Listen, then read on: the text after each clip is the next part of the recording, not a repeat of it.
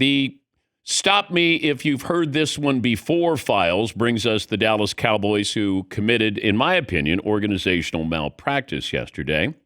And it's not just because they traded away Micah Parsons. It's how they traded him away. You get 2 first-round picks. You get a former Pro Bowl defensive lineman, Kenny Clark, from Green Bay. And Jerry Jones admitted that the team had been considering moving Parsons as early as the beginning of the offseason. And I think that's where the misstep occurred. If you know you're open to dealing a 26-year-old pass rusher, maybe the best defensive player in the game, why wait until a week before the start of the season? If you're in March leading up to the draft, you know everybody's got these draft picks. Maybe we could do something here. Cap room, teams can maybe explore a trade with Micah Parsons.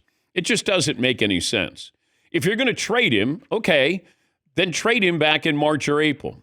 If the sticker shock was there and you didn't want to pay him, that you thought you had a handshake agreement, which is illegal in the NFL, illegal, and Jerry thought, okay, we've agreed on a deal that's just over $40 million, 40.5. Well, if you know these other defensive players who are of similar stature to Micah Parsons, T.J. Watt, and Myles Garrett, Max Crosby maybe, you know what the price is going to be, and you know it's going up.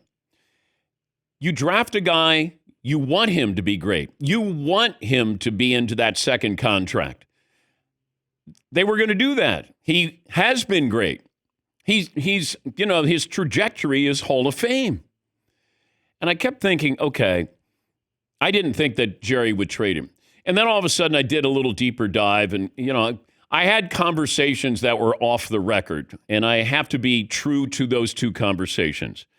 But as soon as I got off a phone call with one source, and I called Paulie and I go, I got information. I can't really do anything with this. I got to be fair, but it gave me a little bit more of a backdrop on what had been going on, and was Micah Parsons truly liked in the building? Could Stephen Jones have been, maybe his fingerprints are on this? Like, there was a lot of things that were swirling.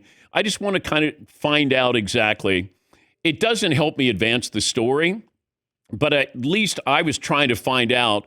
But I was sworn, this is off the record. This, like every 4 sentences, this is off the record. I go, oh, it's off the record. But I wanted to understand, how did we get to this point? Because Jerry, I thought, would say, I got a quarterback that is a marquee quarterback, whether you think he's great or not, you're paying him. You got a marquee wide receiver, and you got Micah Parsons. Now, you got Diggs, too, who's been banged up the last 2 years, but you got guys at key positions, and that's what you want. And I thought, okay, it's going to hurt. You overpaid for Dak. You needed to overpay for Micah Parsons, in my opinion. But somehow, through all of this, Jerry Jones yesterday, with a straight face, said that the team is actually better now.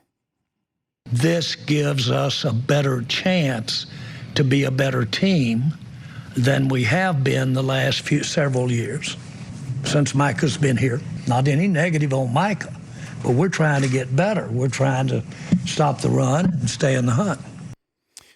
Okay, you're not better now, not today, and you have flexibility. Kenny Clark is a good defensive tackle, but his best years are behind him. He went to 2 Pro Bowls. Okay, yeah, we got to stop the run. You got to stop the pass as well. You had one of the worst defenses. It's not just, hey, we're stopping the run, but boy, they're putting up a lot of yards on us through the air. Micah Parsons is a game changer. He wrecks games. The only way you would be better is if Micah Parsons doesn't play for Green Bay, he's banged up, or doesn't play well.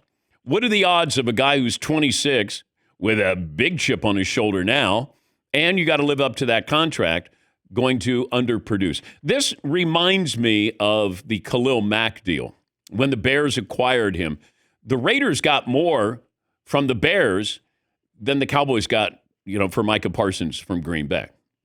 You got 2 first, and then you got a couple other draft picks for, Khalil Mack. And very similar age, similar production. And I kept thinking, you got to get more. I thought it was 3 first-round picks. Do you know Jamal Adams was traded for 3 first-round picks? Yeah, that's a safety. Seattle gave up, and Seattle's got a great front office. They gave up 3 first-round picks for Jamal Adams. You got to get more. You got to shop him. And you didn't do that. But is Jerry's ego in the way here? Everybody wants to make the Herschel Walker analogy. It's not.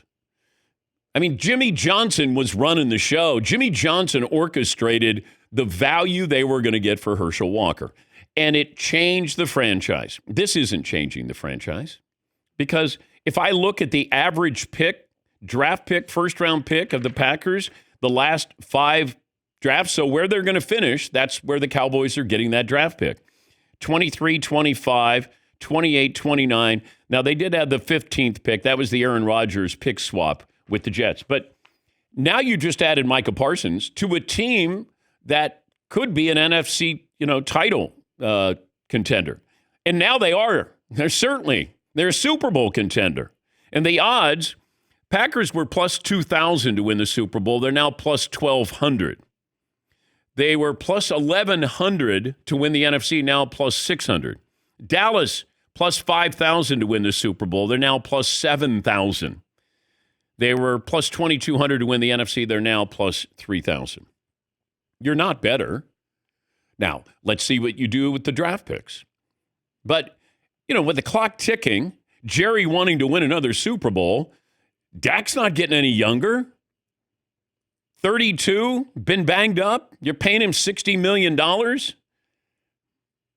I just didn't understand it. Now, we'll talk to both sides. We'll talk to reporters with the Packers and the Cowboys and get their thoughts on, tell me how that doesn't work out for the Packers. Tell me how this does work out for the Cowboys, because that's what this is all about. And I just didn't understand how Jerry put himself in this position. I didn't think he would trade him away. And I was wondering, was I more surprised that Luka got traded to the Lakers or Micah Parsons got traded to the Packers? And neither of these teams shopped their stars. Dallas talked to the Lakers. Dallas talked to the Packers. I'm sure other teams got in, maybe. I haven't heard anybody who said, hey, this team is offering this. But you keep him in the NFC? A team you're going to play in a month? A really good team. This is where you trade him to Carolina, not Green Bay. This is why I'll never be a billionaire. There's another reason why I won't be a billionaire. I can't think like Jerry does. Hey, great businessman. Okay. All right. Great businessman. You're the one who extended Dak. You brought Zeke back again. You didn't get the true value for Micah. I mean, that's just recent here. Waited on CeeDee Lamb. It goes back to what we've said for months now. Act on it. If you truly believe that's the guy, then act on it. Because you knew if we get in at 40 and a half instead of 47, which is what Green Bay paid, now it's, we saved $7 million this year and then $7 million the following year and $7 million. So this is a big, big whiff. And we said it from the beginning. Right now, sign him. Being indecisive in sports is death. And they were indecisive. If you thought you were going to keep him, then sign him up. I don't know how well liked he was. I think he certainly had a lot to say. I'm going to choose my words carefully once again, and I wonder Stephen Jones's role in this. Jerry's going to be giving this team to his son at some point, and I wonder if Stephen Jones was maybe the architect. It's easy to, blame Jerry. I can blame Jerry for the previous months, but you had to get to a point where, and there's no board of directors. Everybody, who's on the masthead, his name is Jones. Like, you just have a family outing, and then you have to discuss, all right, what are we doing? They changed tradition here. And Jerry with this handshake nonsense, about the team and it was a handshake agreement. Okay, but you can't have handshake agreements that are binding with a player and you don't have an agent in there. Mind-boggling. What else did Jerry have to say? Let's see. Oh, here he is. There's Jerry talking about his offer to Micah Parsons back in April. When I offered Micah the contract that I offered him back in April, he flew in from out of the country, wanted to come right in. I said, no, get you a night's sleep and come on in the next day. Get you the next day. He wanted to come right in. We offered him a contract to come play for the Dallas Cowboys, and it was a good one. Okay? Now, it was more guaranteed than what I've been reported that was here now. But my point is, without getting into detail, that was a very genuine negotiation. Okay. Get into detail, Jerry. Feel free. Now you can. Let us behind the curtain here. I think if you have a GM, a true GM who has power, you don't get to this point. I think that GM goes, you know what? This isn't about a handshake agreement. This is about an agreement. And there is a process to this. That's what's surprising. And you're not better today. And I just think if you had some kind of fiscal sanity attached to this, you could have kept him. If you wanted to, you could have kept him, and I don't think it would have crushed you salary-wise. And the cap keeps going up every year. He might turn out to be a bargain. Go back to when, the Chiefs were signing Mahomes, and it's a 10-year, $500 million deal. I came in the next day, and I said, they got a bargain.